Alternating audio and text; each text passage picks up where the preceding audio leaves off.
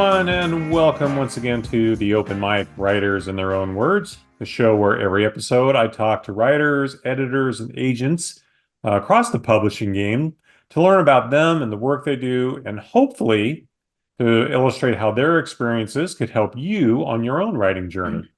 Before I introduce my guest, please take a moment and hit the subscribe button so you never miss a future episode.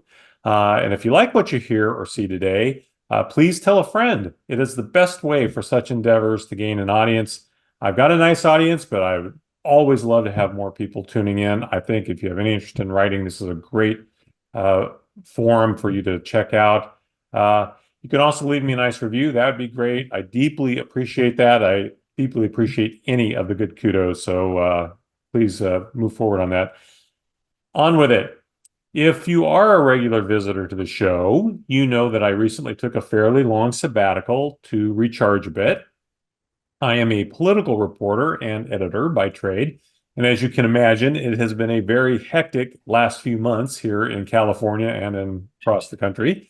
But I did work in some vacation time as well, including very recently a trip to the Azores, an archipelago in the mid-Atlantic that is an autonomous region of Portugal. It was a fantastic trip, our first international one since before COVID. And it was great to get outside of all this intensity and strife here in the US and to connect again with travelers from around the world and to hear different perspectives and different stories and just meet new people. And I mentioned this today because my guest today has been a world traveler for his whole life. And he's had more adventures than pretty much anyone I know as he's traveled about the globe. And he's joining me today from his home in Nice, France. And of course, France is a country I very much look forward to returning to someday. He's been a guest before on the show, but it was all the way back when this was still just a blog and before we moved to YouTube and the podcast. So I'm really thrilled to have him back on the show. His works won numerous awards and lots of accolades, including the Paris Prize for Fiction in 2013. That was for his novel, A Vision of Angels. His 2019 novel, The Fourth Courier, was also a finalist for Best Gay Mystery in the Lambda Literary Awards. And his 2020 novel, Fire on the Island, won the gold medal in the Faulkner-Wisdom Competition in the novel category. I could go on, but you get the idea, right? His new book, Istanbul Crossing, is the story of a young gay Syrian refugee who, after watching his cousin executed by ISIS for being homosexual, flees to Istanbul for his safety. Now, I'm going to let my guest today tell us more about all of this in just a moment. But so for now, please welcome my guest, Timothy J. Smith, back to the open mic. Timothy, how are you doing today? I'm doing great. Thanks, Rich. I'm going to apologize also up front. My co-hosts are here in the room with me. They are generally pretty quiet, but if you hear some woofing, that's because it's garbage day here outside my house. And occasionally, when the large ones go by, my dogs will make their presence known. I apologize for that up front, but they're generally pretty cooperative here. So I'm just gonna move forward. Timothy, how are you doing today? It is really great to have you back on the show. Thanks. It's good to be here.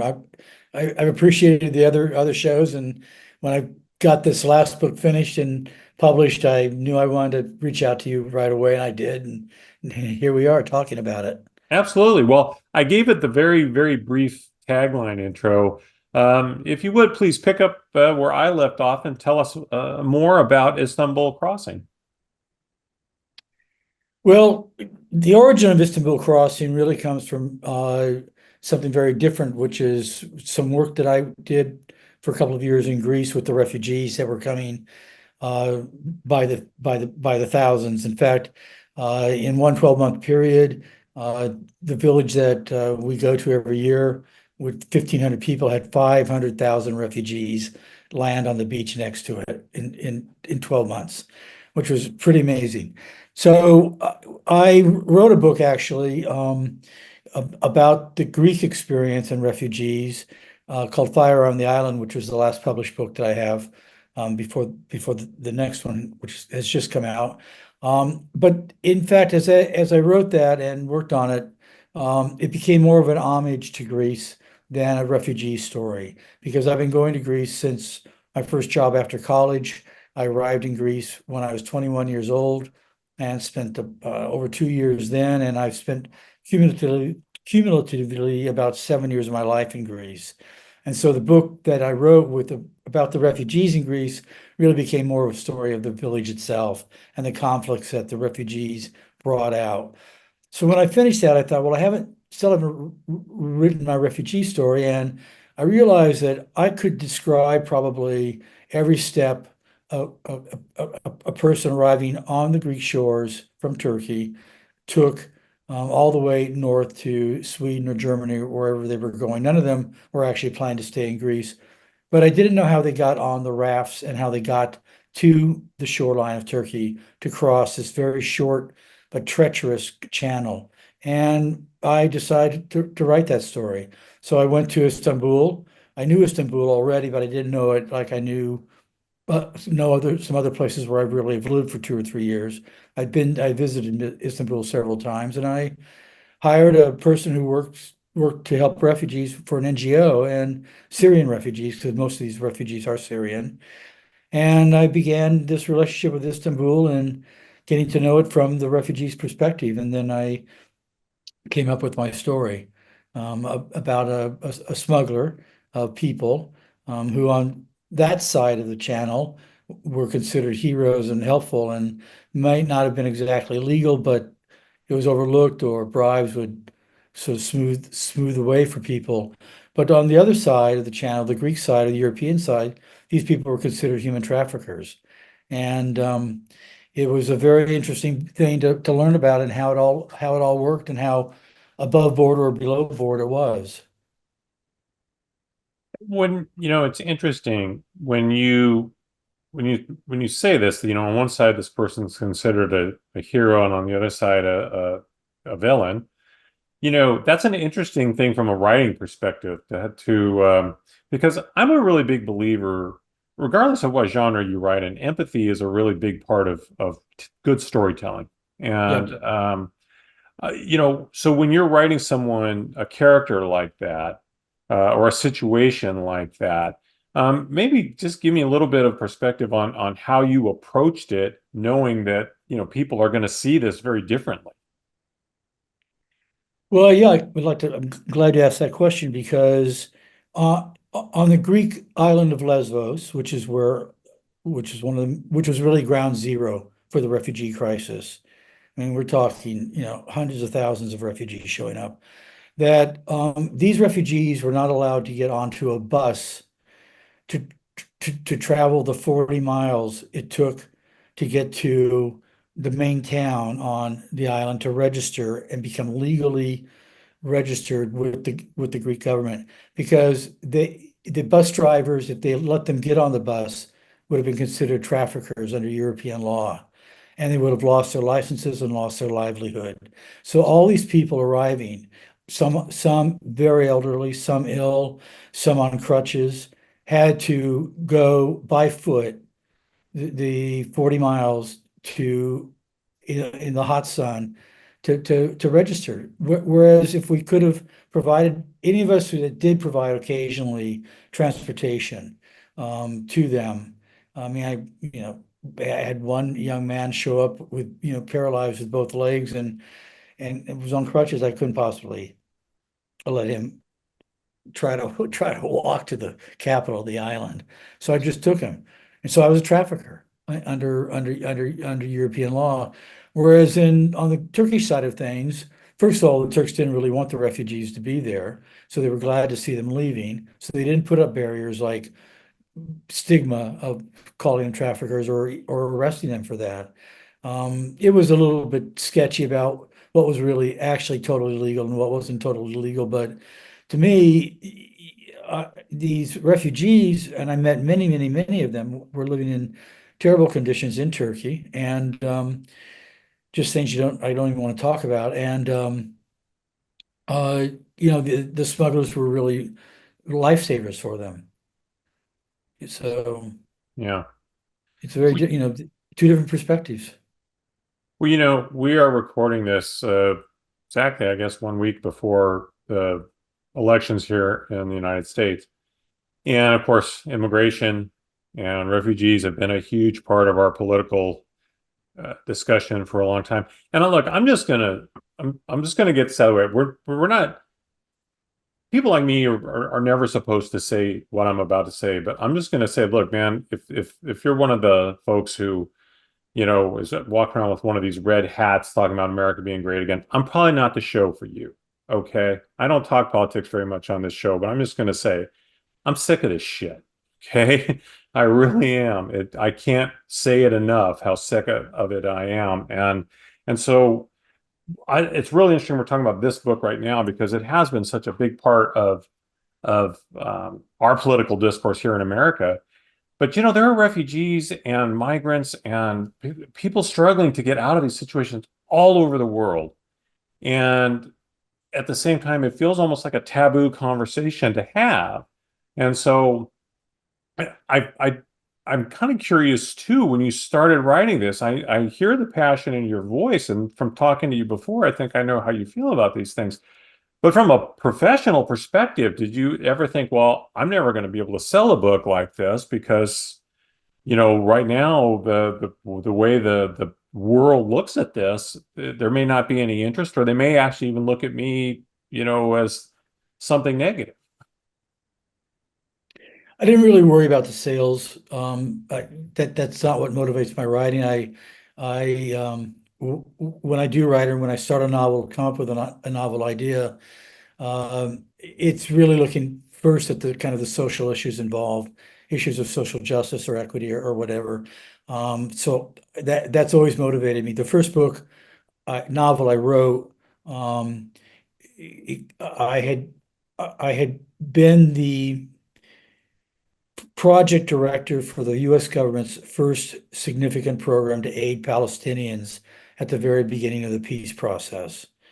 And that was back in 1993, 94. Oslo Peace Accords was 93, and I arrived in Jerusalem, Palestine, and Israel in 94. And I worked there for 2.5 years.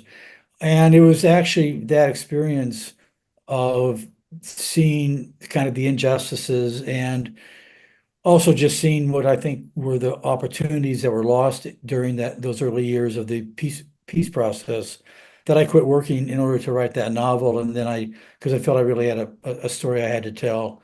And so I did that, and I just never went back to really a regular job. I had a great professional career. I did a lot of very interesting things, enormously interesting things, but I was 46 years old when I was able to quit working and actually start writing full time. And I've taken on issues of the Israeli-Palestinian conflict, human trafficking, what it meant for ordinary families in Poland at the end of the Cold War when Solidarity came into power, things like that I write about. So um, I didn't really worry about the book sales. Of course, I'd love to be a bestseller and have all my things up on the big screen and people hearing my stories and looking at my perspectives. But that's not what really motivates me. Right. Well, I noted in the intro, and you just referenced it too. You had a pretty interesting career, a lot of global travel. I have just a smattering of knowledge about some of the more sketchy or tense situations you found yourself in around the world at various times in your life. And I'm just interested, um, are there a bunch of stories from that time that you are stockpiling to write as time goes on, or how did that time impact and inform the writing that you're doing now? Well, I actually do go back to a lot of those situations or stories or conditions that I found myself in and the characters that I met. I say I've traveled around the world several times, and I have for work. Took me a lot of places. I was always working on projects to basically help lower income people. I sort of came of age during the civil rights movement and decided to dedicate career in my life to helping other people.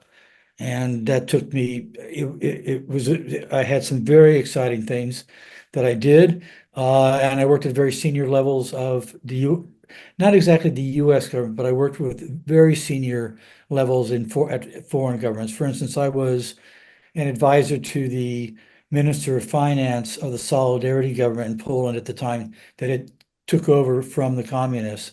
And for 2 years, I worked with the Minister of Finance there, and did some interesting things. But I really started my career during what was called the War on Poverty, which was Lyndon Johnson's sort of thing, that was really influenced by Kennedy, of course, but then Johnson felt he needed to take Kennedy further because Kennedy was assassinated.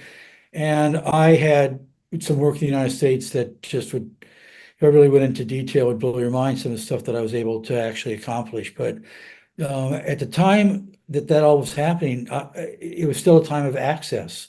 9/11 had not happened yet. And I was working with a woman on Jimmy Carter's Domestic Policy Council on a couple of very significant projects. And I didn't even have to make an appointment to show up at the old executive office building and knock on the door and say, I'd like to see Marcy Kaptur. And they'd call up and say, this guy, Tim Smith, is here to see you. And Marcy would say, tell him, let him come in. Marcy Kaptur is now the longest serving congresswoman in U.S. history. So, we were doing some pretty good things together back then, and she's continued to stay in the political world. And I went on into some different aspects of my kind of career, and then turned to writing. But yeah, I draw on it a lot. In fact, I have a lot of stories that are sort of standalone stories, and I'm just beginning to sort of write them down now. I've been encouraged over the years by friends and family that these things should be just written out. And so I am writing them. And then when I get them pretty well done, they'll come together as kind of a memoir, but they'll be based on sort of stories and essays about some of the events that I experienced and some of the dangerous things that happened to me. I was put in danger several times. So, it was exciting when I survived. Yeah. Well, I'm going to shift gears just a bit here because you have a really interesting blog post on your website about writing the gay political thriller, or I guess I should say essentially about being tagged as quote unquote the gay writer. And you wrote that in 2019. And, I'm curious because so much has happened since then. What has or has not changed in that regard over these last 5 years? Is it better now? Same? No, I mean, what has happened over these last 5 years, maybe that has impacted, about your ability to have success in this genre or any other success, and maybe avoid that tag of being just as the gay writer? I'm not sure I'm even asking this quite the way I mean it. Just maybe what's changed since you wrote that blog post? Let me ask it more directly. Okay, well, let me go back before I wrote that blog post to when I first decided to take on writing full time, which would have been 1997. And I was counseled by friends and foes alike, and professionals, don't write gay stories, don't get pegged as a gay writer. You'll never succeed if that's what you do. Well, I listened to that advice, and it made me a little nervous about having gay characters or doing all that. But the reality is that that's how I've seen the world. I see the world through the eyes of a gay man. So those were my stories, and I wasn't ashamed of that, and I didn't want to be pigeonholed by erotica or pornography, because that's not what I'm writing at all. I'm just writing, my gay characters are FBI agents or CIA agents, or they're in jobs like that. They're not all, hairdressers and drag queens and stuff like that. I mean, I'm trying to portray the gay world initially through a more professional perspective, I guess. But what's happened is that the whole move towards diversity and the more accepting of gender differences, or I'm not quite sure how to say it, but actually now being a gay white male is really kind of, as we say, Thai, tamada, ordinary. It's hardly exciting. It's hardly interesting to anybody. And but so at least it's not a problem exactly, except you're not, I'm not as interesting as to read my stories as something that might be with a trans main character or something like that. Um, in fact, I'm going to mention a book that I just recently reviewed called The Wrong End of the Telescope by Rahib Alameddin. And it's the first book that I've ever read that has a trans main character. And it was fascinating to me. I loved it. Well, it's good to hear. I mean, I have, of course, a lot of folks that I talk to all the time in publishing, and it does feel like things are getting better for uh, all sorts of writers who have traditionally not been part of that mainstream, writers of color, Right. and et cetera, et cetera. And I For just hope sure. that continues, right? That's the thing you just always hope for, is that the field at least just be level playing field, right?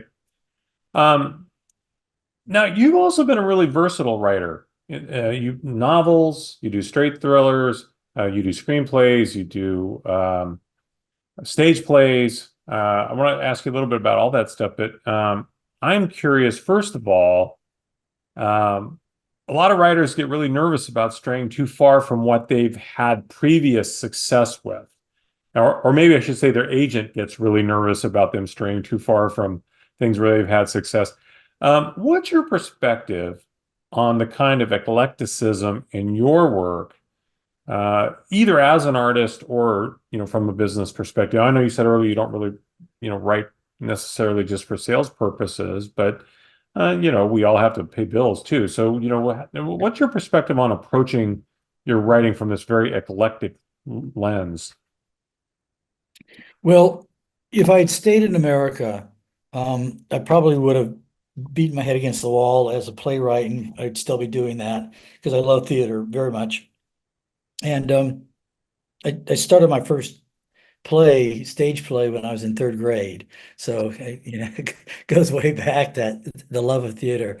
But when we moved to France, that just wasn't really gonna gonna be possible. And also the novel I decided I wanted to write first, which follows my experience in working with Palestinians for a couple of years.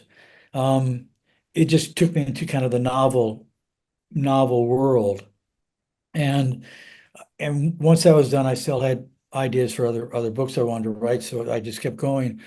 Um, One thing that did happen though was that I was taking a workshop with Sebastian Junger, who wrote The Perfect Storm, Hmm. and he had just sold the film rights to The Perfect Storm. I had just finished what I thought was the last draft of my first novel, which I had spent 2 or 3 years working on and poured my heart and soul into it. And when I asked him if he was going to write the screenplay for The Perfect Storm, he said, "No, no, no. That's not how the business works. They don't want the writer involved at all." Hmm. Um, and that's actually true. He was right about that. But I thought, if I poured my heart and soul into this novel, and I sell the film rights, I'd at least like to know enough about screenwriting to have some artistic input into what the film might look like. So I started taking screenwriting classes just for that reason. Well, I like writing screenplays, and in fact, my Istanbul Crossing is my fifth published novel. I have done a screenplay adaptation of each of them, and the screenplay adaptation has become basically my final editing tool for the novel, because screenplays really force you to stay really true to the dramatic core of the story. You don't have a lot of squishy room, a lot of backstory. You got a 300-page novel, you have a 120-page screenplay, and the screenplay only has about 4 inches of text running down the middle of the page. So, and most of that is dialogue. There's a Right. lot of white on those pages. So I find it a really interesting way to edit the novel is to basically go back, do the screenplay adaptation, unless we know where things are a little too fluffy in the novel or where the dialogue could be tightened a little bit. And they kind of play against each other, play with each other or off each other. I guess I could say it that way. They support each other. It's really interesting because I've had a handful of writers in the last year or so that are on the show that were former TV screenwriters for things like Law and Order and other, fairly well-known TV shows. And they've turned, because they've gone the other. They've been reporters who Mhm. became screenwriters who are now novelists. But their novels, the pacing I've noticed is so, even in crime fiction, which can sometimes be a little longish and heavy-handed on some of the chapters and things like that. That is not how they write at all. And my agent and I were just having this whole conversation. She asked me to send her a few recommendations for these books because she says maybe I need to, rethink my perspective on the manuscripts that are getting pitched to me because I always think they need to be maybe this length of a chapter and that kind of a thing. Whereas, it sounds like maybe this, as a reader for you, these things are working. And that's what I was saying is like, yeah, because they just move so fast, but it's a real art to be able to to still build character and do it in that format. So I'm always really impressed with people who can write really good screenplays. And I guess along those lines, do you ever find that you have something that works really well in one format, whether it's a stage play, screenplay, whatever, novel, short story, that just doesn't work in the other format? Um, Probably, but I can't think offhand exactly a good example of it. I'm not writing stage plays anymore because I'm not living in an English speaking country. So, and I try to stay connected with the theater world in America for several years. I founded something called the Smith Prize for Political Theater, and which went on for about 15 years. It was a nice prize, and it sort of did I encourage playwrights to do what I do as writing more narrative work, which is look at what are some of the big issues of our times and how does that affect ordinary people and let those ordinary people be your characters. So that's sort of the instruction under the Smith Prize for Political Theater, which it has now terminated. COVID really did some damage to the theater world and whatever. But I that's kind of what where my motivation comes from at the same time, which is okay, what big issues out there that I'm concerned about that I want to tell people about. So I started off with the Palestinian-Israeli conflict. I've done human trafficking, as I mentioned before. I've done other subjects. So um, I think though I want to go back to the idea of the pacing a little bit that you brought up, and my work tends to be fairly fast paced. Mhm. I tend to visualize stories in scenes, and I don't think I've written a novel where many people have said I could really see this on. I could see this as I was reading it. It should be on the screen. Yeah. And I kind of joke about this, but when I was growing up, the television in my house was never turned off. And so I was always being confronted with scenes. I'd be, as I walked around the house, I'd see television and I'd be watching snippets of soap operas and stuff. And I think that somehow got into my blood that this is how you tell a story. Yeah. And so both my Well, having read your work, I would agree. I think of Cooper's Promise as the book that comes to mind for me that I remember. I think maybe first even thinking that it, having a thought that would really work as a film because it was paced that way. So, um, can I but say something about Cooper's yeah, please, Promise please. and the pacing? Um, so I've never taken, I was never in an MFA program or anything like that. So there were certain things about writing that I only learned through workshops that I would later take. And one workshop was a screenwriting workshop in which the notion of a closed mystery or an open mystery was brought up. Now, I don't know if that's really how they're talked about in the literature classes, but The open mystery is where the audience knows more than the main character. And the closed mystery is that you only know what the main character knows. The whole story is told through the main character's perspective only. So you have Jack Nicholson in Chinatown in every scene. There's not one thing that the audience knows that he doesn't know, and they don't know anything except what he experiences and how he views it. And I found that such an interesting idea. I never thought about that before, but it was so fascinating to me that I immediately turned around and wrote Cooper's Promise, first the novel and then the screenplay, from a single character's perspective, one point of view only. You only know what Cooper knows, and you experience it with him. So in Cooper's case, for instance, he doesn't really know the impact of selling diamonds that he's getting from children and selling them on to try to survive, or what a young black girl, young African girl in a bar who's a prostitute, that she's probably been trafficked. He doesn't know about trafficking. He learns about it as part of the story. And I love Cooper's Promise, and Istanbul Crossing is the second novel I've written from that perspective, of just one character's perspective. And I feel it really lets you get inside the character's head, but it really pushes the story along too. So it's interesting. Absolutely. Um, Now I saw Istanbul Crossing on your website. It's also listed on your screenplays. Did it start out that way, or is that another deal where you wrote the novel and then you also write the screenplay as an editing process? That's what it was. I wrote the novel first. Okay. Well, I mean, along those lines, I think every author dreams of having their book optioned for film. A little exercise I've been asking a lot of writers of late, which is if it was made into a movie, would you have a dream candidate to play the lead?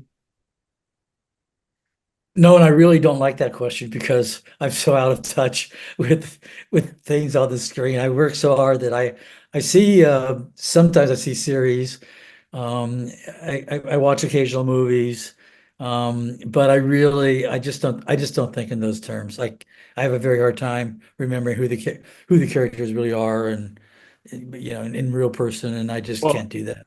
it's interesting I ask because I talk to writers a lot of times though. I mean, they have the whole book cast in a movie kind of a thing, and that's how they write Right. the book. I'm like you though, I can't. I've Yeah. actually, I know what my characters look like. I know what their backgrounds are. I mean, I know all the things that every writer knows about their characters. You have to know them very intimately. And but somebody asked me that question about 6 months ago, and I had to really, I don't have the slightest idea. I can tell you a type, but Yeah. then you go back and you do it, and you're like, I didn't really enjoy it that much because I thought, well, yeah, kind of. But I don't like anything blocking off the image I have in my own head. I don't want it to be tied to a different, like an actor or something, right? Or a singer or whatever. So I'm kind of with you. Let me just put it that way. Um, you've been at this a very long time now.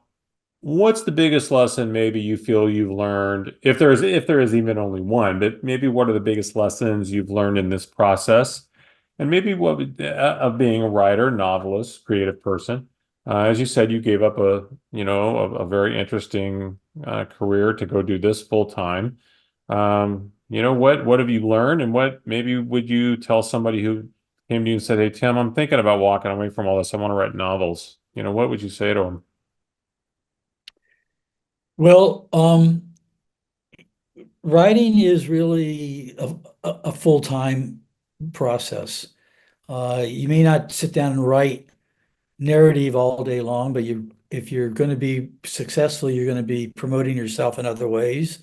You're going to be doing blogs, you're going to be doing interviews, you're going to be doing, all sorts of stuff. It's a hugely time consuming. I work, I, I probably work 8 to 12 hours a day on some aspect of writing. Um, I tend to sit down at about 5 o'clock in the evening and start doing the new writing, the creative writing. The rest of the day is editing, it's contacting people, it's trying to get books, bloggers blogging about my book. It's all that sort of stuff. So it's and it doesn't pay very well. I mean, yeah, sure there are people who make it really big. They've sold 10 million books and hopefully they've gotten at least 50 cents off each book. So they've got some money in the bank. But it's really something where you need to plan how you're going to survive. Yeah, Um, yeah, absolutely. Well, and it's one of the reasons I noted that I don't do advertising. I said, the one thing I don't need in any of this is to try to have one more thing where I have to worry about how I'm making money on it.